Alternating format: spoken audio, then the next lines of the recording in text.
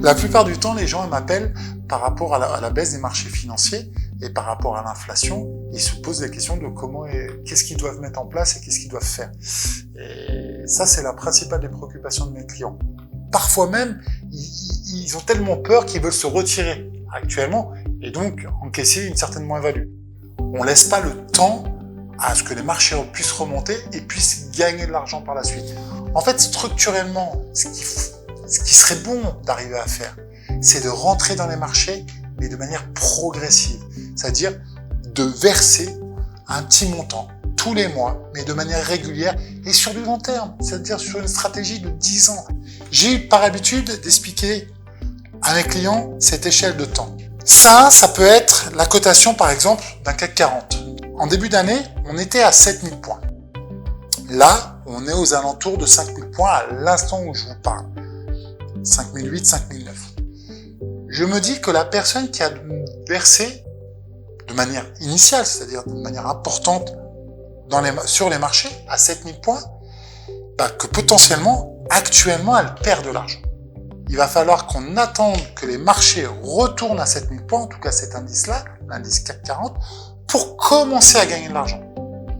Or, si cette personne-là avait fait pas un versement initial en début d'année, mais des versements tous les mois, c'est-à-dire en janvier, en février, en mars, elle aurait acheté un CAC 40 à peu près à 6300 points.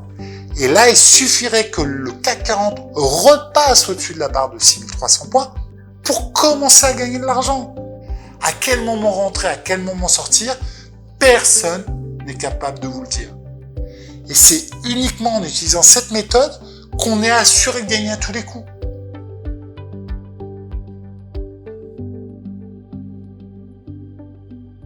Quel est le meilleur protectorat de l'inflation, si ce n'est le loyer ? Les loyers suivent toujours l'inflation.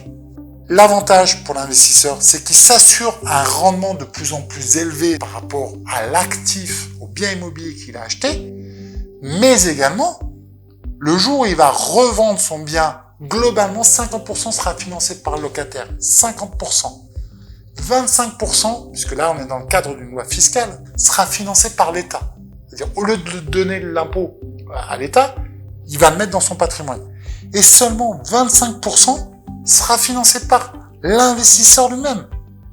Empruntez aujourd'hui quand l'argent reste pas cher, investissez dans un immobilier, ayez une vision long terme sur votre immobilier, vous serez protégé de l'inflation grâce au rendement locatif et vous aurez de toute façon un chèque à la fin.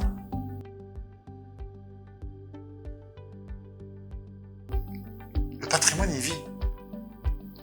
Les épargnes, elles vivent. Si on met en place ce versement programmé sur un contrat d'assurance vie de manière mensuelle, et si de l'autre côté, on fait également la même chose sur l'immobilier, là on a le combo gagnant parfait, puisque les deux vont avoir un effet de levier massif, mais dans le temps et sur une durée qui va vous permettre de constituer réellement du patrimoine.